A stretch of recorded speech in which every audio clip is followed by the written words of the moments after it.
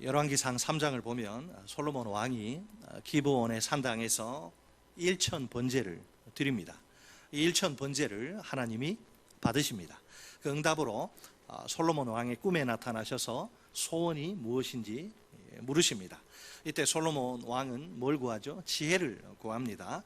그 기도가 하나님을 기쁘시게 합니다. 그래서 하나님은 그에게 전무후무한 최고의 지혜를 약속하십니다. 게다가 그가 구하지 않은 부귀와 영광과 장수까지 보너스로 약속하십니다.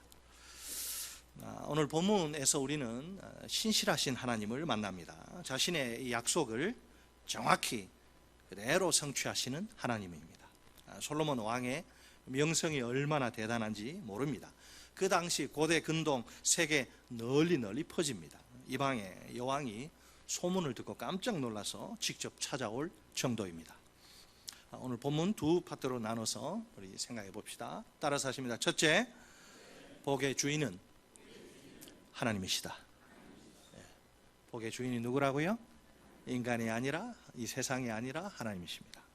자, 오늘 본문은 스바 여왕이 솔로몬 왕을 찾아오는 것으로 시작됩니다.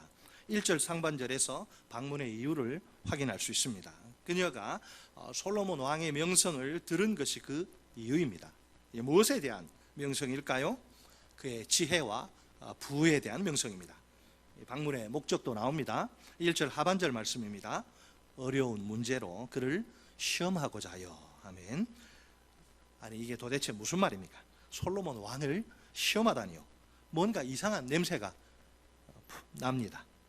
6절, 자 6절에 따르면 스바의 여왕은 자기 나라에서 한 가지 소문을 듣습니다.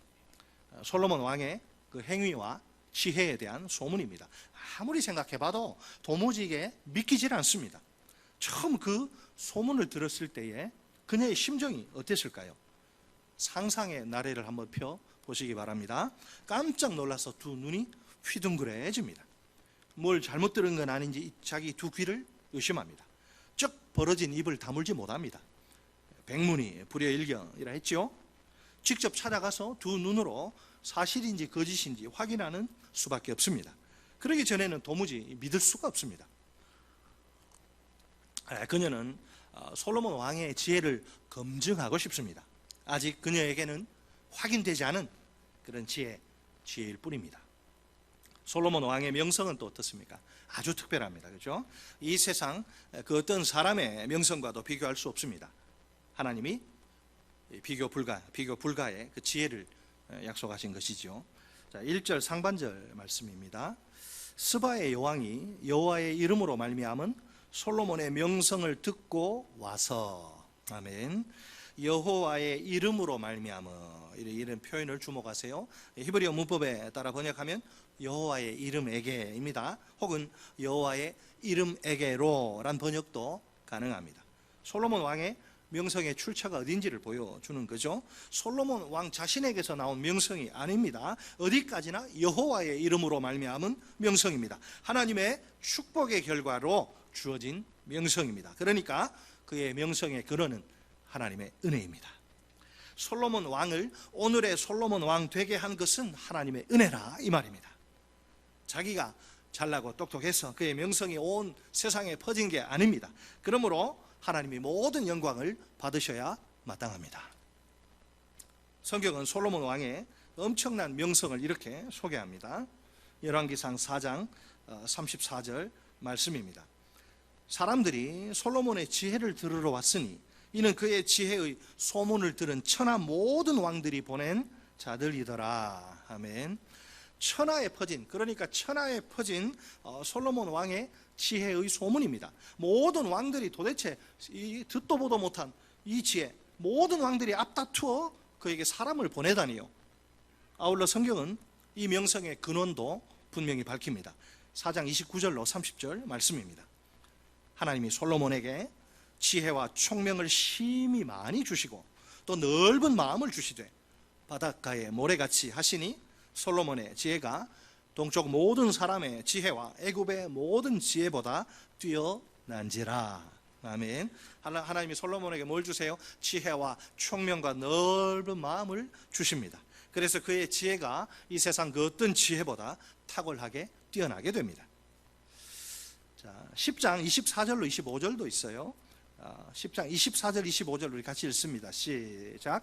온 세상 사람들이 다 하나님께서 솔로몬의 마음에 주신 지혜를 들으며 그의 얼굴을 보기 원하여 그들이 각기 예물을 가지고 왔으니 곧 은 그릇과 금 그릇과 의복과 갑옷과 향품과 말과 노새라 해마다 그리하였더라. 아멘.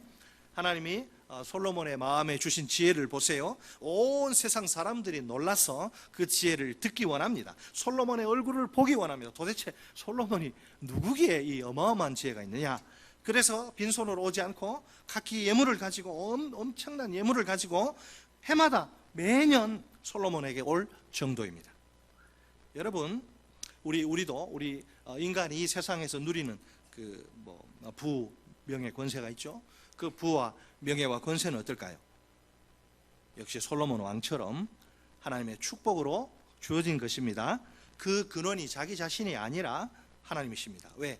하나님이 만복의 근원이시라 그렇습니다. 그러니까 복의 주인은 누구입니까? 복의 주인은 한 분 하나님이십니다. 복이란 우리가 마음대로 통제하거나 조종할 수 있는 게 아니에요. 간절히 원한다고 주어지는 것 아닙니다. 하나님이 주셔야 받을 수 있을 뿐입니다. 안타깝게도 많은 사람들이 이 진리를 잘 몰라요. 자기가 잘나서 자기 힘으로 복을 획득할 수 있고 또 복을 획득한 것이라고 생각합니다. 교회 밖에 비신자들만 그런 게 아닙니다. 신자들 역시 별 다르지 않습니다. 이런 현상을 가리켜서 착각도 유분수지라고 합니다. 우선 신자의 경우 성경에 나오는 우선 비신자의 경우를 살펴볼까요? 대표적인 인물이 누구냐? 바벨론의 제일 잘 나가는 왕 느부갓네살 왕입니다. 예레미야 27장 6절로 7절 말씀입니다. 이제 내가 이 모든 땅을 내 종 바벨론의 왕 느부갓네살의 손에 주고 또 들짐승들을 그에게 주어서 섬기게 하였나니 모든 나라가 그와 그의 아들과 손자를 그 땅에 기한이 이르기까지 섬기리라. 또한 많은 나라들과 큰 왕들이 그 자신을 섬기리라. 아멘. 자, 무슨 말이에요? 하나님이 이 모든 땅을 바벨론 왕 느부갓네살의 손에 주십니다. 심지어 들짐승까지 그에게 주십니다. 느부갓네살 왕이 소유하고 누리는 그 모든 권세와 영광은 다 하나님께로부터 나온 것이죠. 하지만 그는 이 사실을 새까맣게 잊어버립니다. 자기를 높이고 자랑하는 내자로 꼬락서니를 보세요. 다니엘서 4장 30절 말씀입니다. 나 왕이 말하여 이르되 이 큰 바벨론은 내가 능력과 권세로 건설하여 나의 도성으로 삼고 이것으로 내 위엄의 영광을 나타낸 것이 아니냐 하였더니. 아멘. 그 짧은 말 속에 나란 단어가 3번이나 등장합니다. 자기가 세상의 주인공이요 중심이에요. 이 큰 바벨론은 내가 능력과 권세로 건설하여 나의 도성으로 삼고 이것으로 내 위엄의 영광을 나타낸 것이 아니냐. 이 모든 영광을 자기가 성취한 줄로 착각한 것이지요. 이것이 교만입니다. 교만.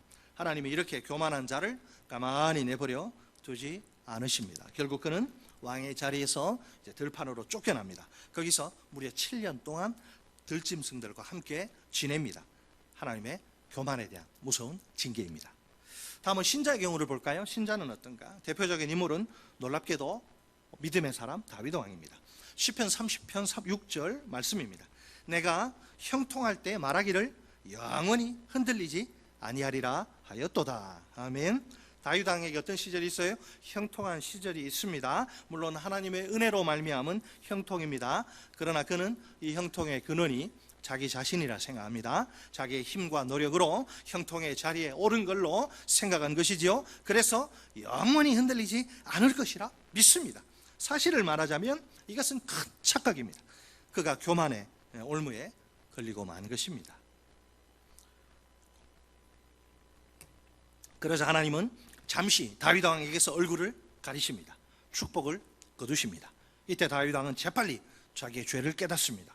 얼른 하나님께로 돌아옵니다. 하나님의 은혜를 붙듭니다. 시편 30편 7절 말씀입니다. 여호와여 주의 은혜로 나를 산같이 굳게 세우셨더니 주의 얼굴을 가리심에 내가 근심하였나이다.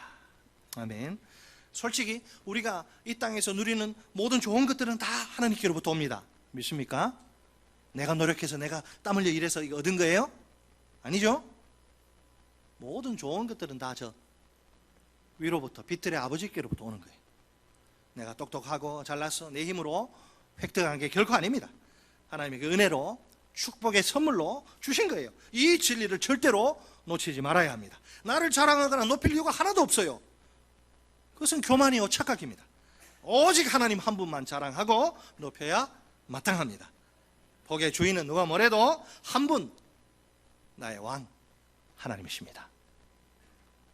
스바의 여왕이 감히 솔로몬을 시험하려고, 스바의 여왕이 솔로몬 왕을 테스트하기 위해 사용한 수단은 무엇일까요? 성경에 보니까 어려운 문제입니다. 정확히 말하면 퍼즐 같은 수수께끼. 2절, 자 2절에 가면 스바의 여왕은 자기 마음에 있는 거 궁금한 걸 다 쏟아 놓습니다. 아주 단단히 벼르고, 너 솔로몬, 너 내가 정체를 내가 밝혀주마. 아주 단단히 벼르고 솔로몬 왕을 찾아온 그녀지요. 철저히 준비해 온 게 틀림없습니다. 당신의 지혜가 그렇게 대단하다고? 과연 그 정도인지 어디 나랑 한번 붙어볼까? 누구나 쉽게 대답할 수 있는 그런 시시한 수수께끼가 아닙니다. 아주 대답하기가 까다로운 수수께끼입니다. 그렇다면 테스트의 결과는 어떨까요?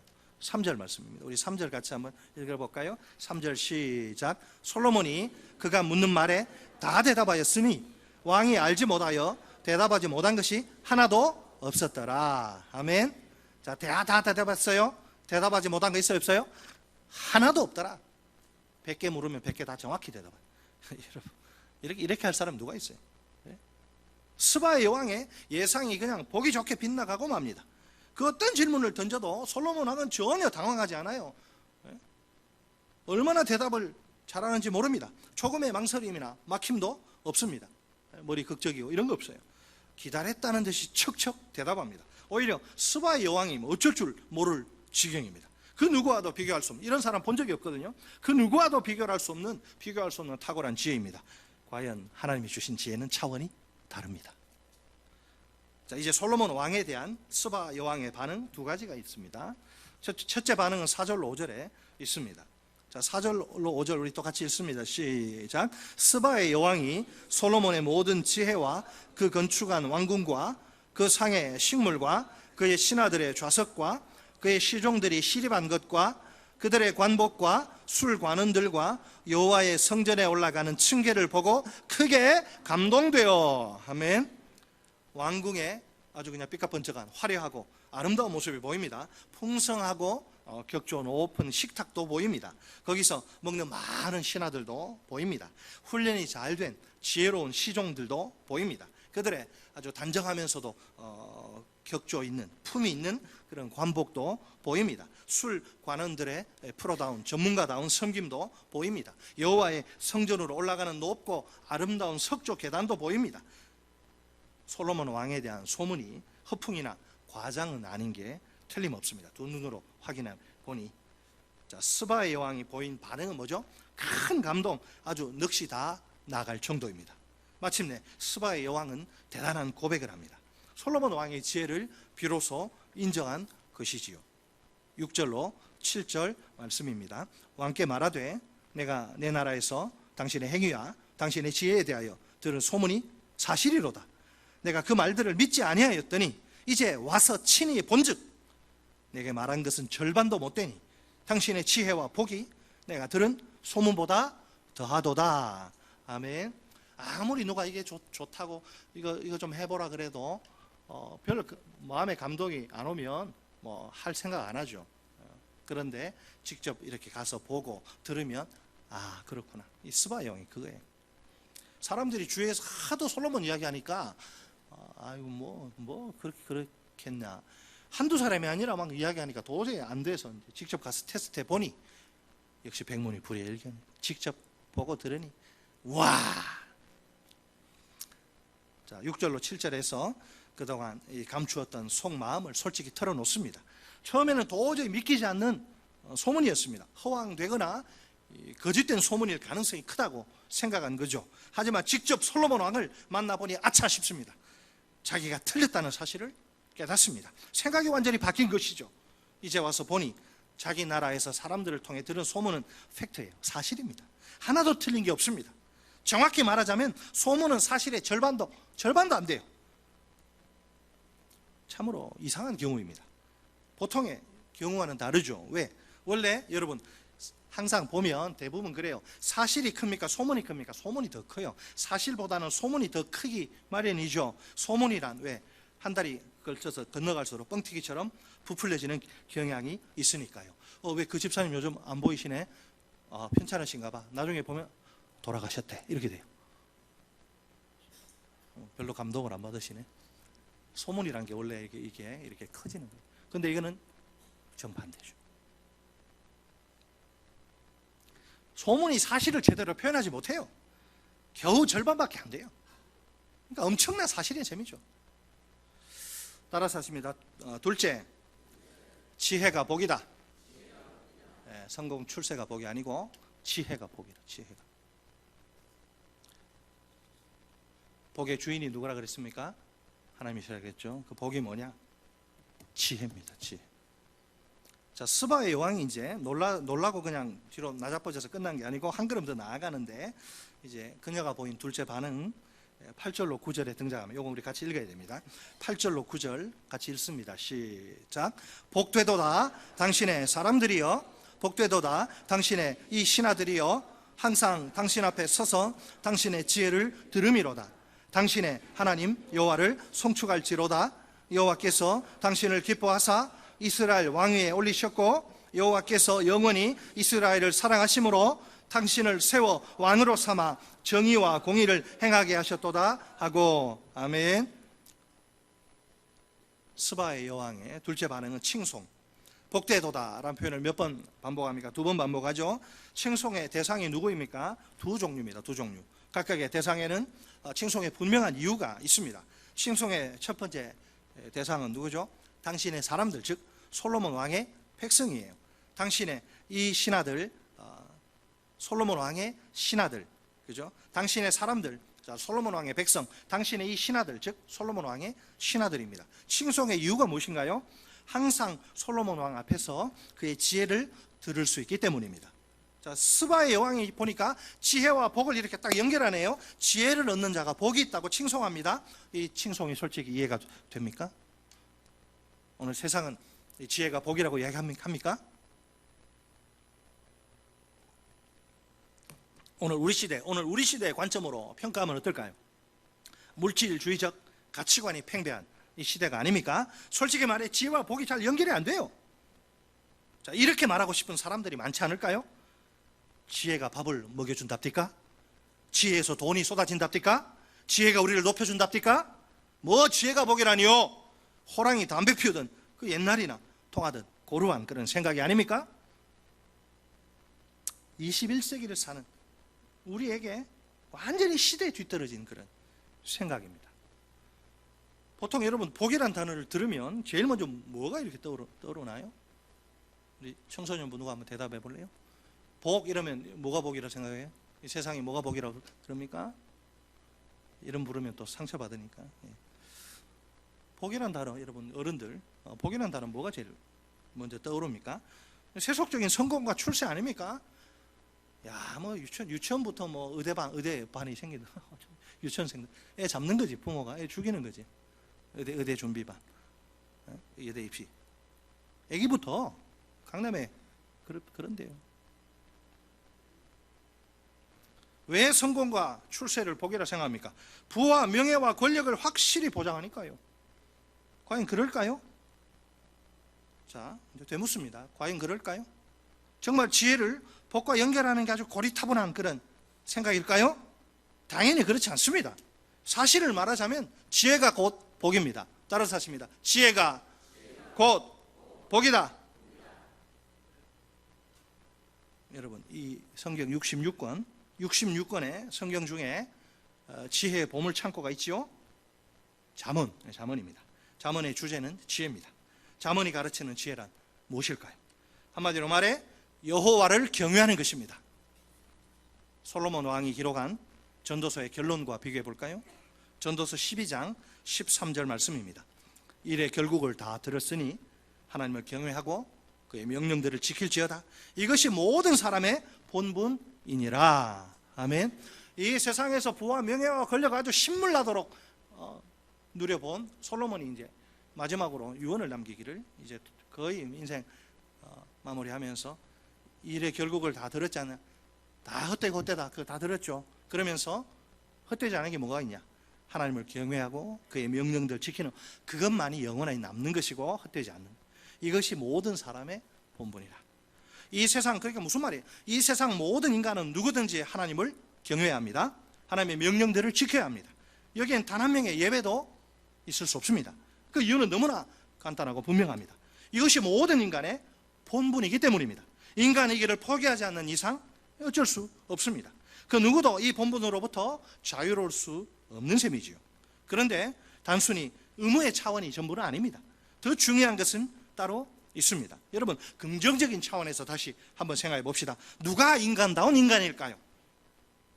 오늘 성경은 하나님을 경외하는 자가 진짜 인간이라고 말합니다. 하나님의 말씀대로 순종하는 자가 하나님이 보실 때 진짜 사람이란 말이에요. 인간의 본분을 지키는 자입니다. 사람이라고 다 사람이 아니죠. 사람의 본분을 해야 사람인 거죠. 우리의 행복이 하나님을 경외하고 하나님의 말씀대로 순종하고 본분을 지키는 데 달려 있습니다. 모세를 통해 주신 말씀, 신명기 10장 13절 말씀이죠. 내가 오늘 내 행복을 위하여 내게 명하는 여호와의 명령과 규례를 지킬 것이 아니냐. 아멘. 한번 해보겠습니다. 내가 오늘 내 행복을 위하여 내게 명하는 여호와의 명령과 규례를 지킬 것이 아니냐. 아멘. 자, 그러면 많은 사람들이 착각을 합니다. 이 말씀대로 살고 그냥 내가 어디 막 갇혀가지고 내 자유가 속박되고 말씀대로 살면 내가 잘 안 될 것 같고 막 피곤하고 그럴 것 같고, 그 마귀가 쓰는 수법이에요. 여러분, 하나님이 우리에게 명령과 규례를 주신 목적이 무엇일까요? 우리의 행복을 위해서입니다. 우리를 창조하신 하나님은 우리가 어떻게 해야 행복하고 어떻게 하면 불행할지를 다 아세요. 그러니까 하나님은 우리를 사랑하기 때문에 우리가 이 세상에서 예수로 말미암아 구원을 얻고 풍성한 생명을 누리도록 행복한 삶을 살도록 우리를 이끄신단 말이죠. 그 길이 어디에 있다?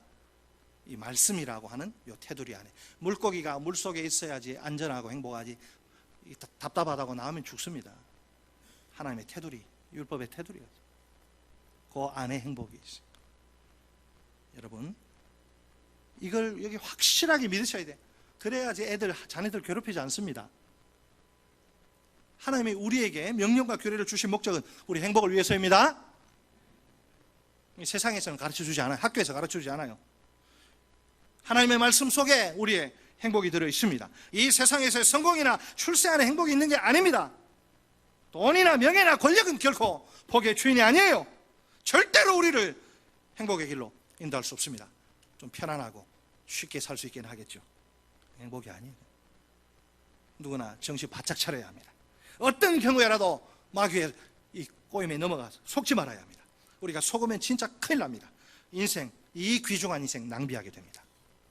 나중에는 반드시 땅을 치고 후회하게 됩니다. 그때는 너무 늦어요. 되돌릴 수 있는 시간이 없으니까. 되돌릴 수 없는 시간이니까.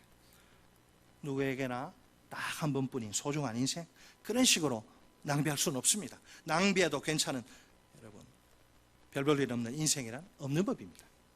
우리를 창조하신 하나님이 아닙니까? 또 반복하지만 그분은 누구보다도 우리를 잘 아십니다. 우리가 언제 가장 행복합니까? 하나님의 명령과 규례를 지킬 때입니다. 하나님의 말씀이란 테두리 안에 머물 때예요.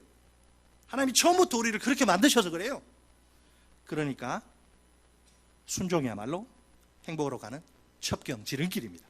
우리가 하나님의 말씀대로 순종하면 됩니다. 그러면 복의 주인이신 하나님이 기뻐하시고 우리에게 복을 내려 주십니다. 그때 비로소 우리가 주님 사랑하는 난 행복한 사람, 우리가 행복한 인생이 될 줄 믿습니다. 이걸 오늘 이 예배 시간에 확실하게 여러분 마음에 심으시기 바랍니다. 그래야 자녀 괴롭히지 않아요. 자기가 생각하는 행복의 기준에 막 해서 자녀들 괴롭히는 부모들이 많은데, 그래서 주일날 교회도 못 나가게 하고, 야 고3인데 무슨 시험 기간인데 무슨 주일을 망치는 거예요. 자, 칭송의 두 번째 대상은 여호와 하나님. 당신의 하나님 여호와를 송축할지로다. 자, 칭송의 이유가 무엇인가요? 하나님이 행하신 일 때문이에요. 모든 행동의 주체가 하나님이십니다. 하나님이 솔로몬을 기뻐하십니다. 그래서 그를 왕위에 올리십니다.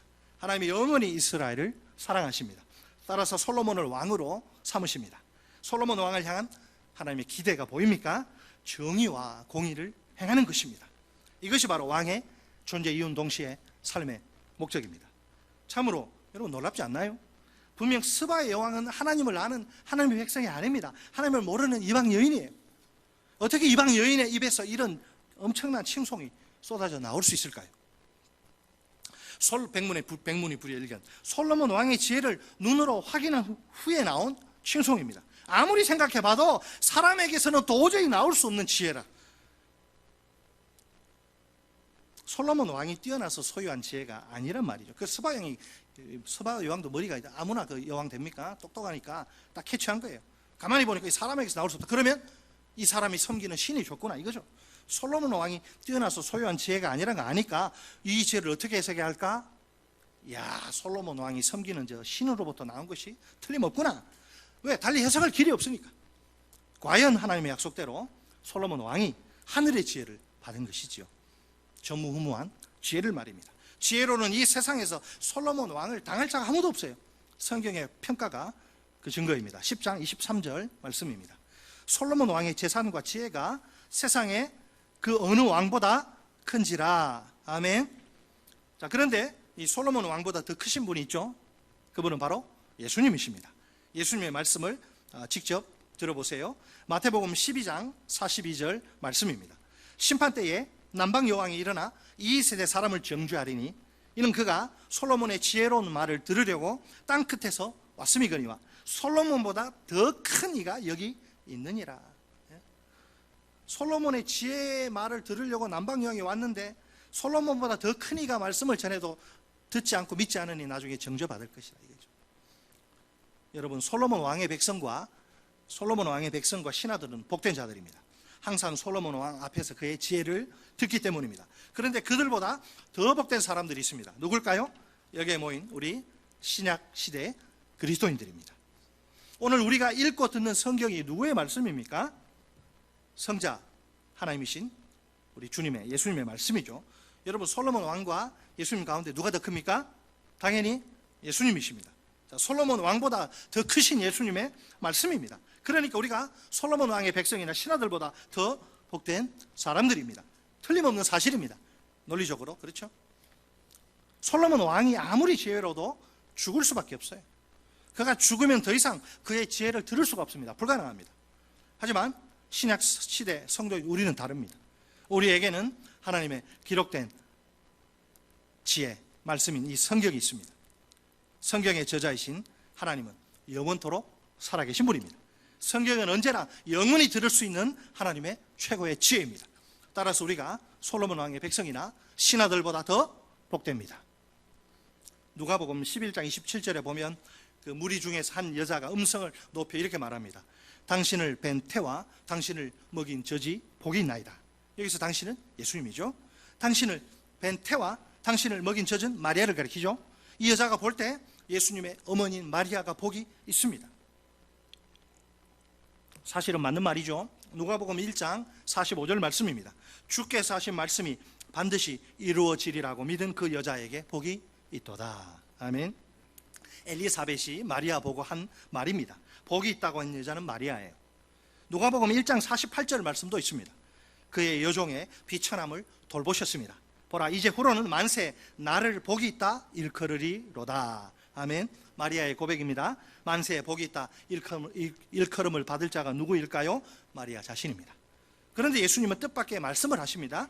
누가복음 11장 28절 말씀입니다. 예수께서 이르시되 오히려 하나님의 말씀을 듣고 지키는 자가 복이 있느니라 하시니라. 아멘. 따라서 하십니다. 예수께서 이르시되 오히려 하나님의 말씀을 듣고 지키는 자가 복이 있느니라 하시니라. 예수님이 인정하신 복이 있는 사람은 마리아가 아니에요. 하나님의 말씀을 듣고 지키는 자, 그러니까 예수님의 제자들입니다. 여기에는 신약시대 우리 그리스도인들도 포함됩니다. 우리가 하나님의 말씀을 듣고 지키는 자가 되어야 합니다. 그러면 우리는 예수님이 보실 때 복이 있는 자입니다. 두 가지를 우리 생각했습니다. 첫째로 복의 주인은 하나님이십니다. 우리가 누리는 모든 복은 하나님의 손에서 나옵니다. 하나님의 은혜로 우리에게 주시는 것이지요. 마치 자기가 잘나고 똑똑해서 일을 죽으라고 열심히 해서 복을 받는 것처럼 생각해서는 안 됩니다. 그런 착각은 금물입니다. 자기에게는 자랑할 게 아무것도 없습니다. 오직 하나님 한 번만 높이고 자랑해야 마땅합니다. 둘째로 지혜가 복입니다. 성경이 말하는 지혜란 세상이 말하는 지혜와 차원이 다릅니다. 성경이 말하는 지혜란 하나님을 경외하는 것입니다.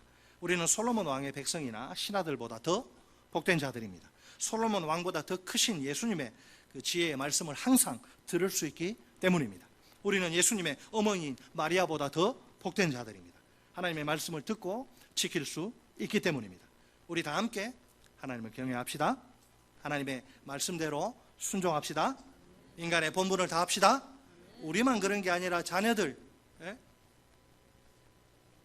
공부 잘하고 남들 알아주는 대학 가면 좋겠죠. 남들보다 좀 편하게 살지 모르니까. 그것이 목적이 되면 안 돼요.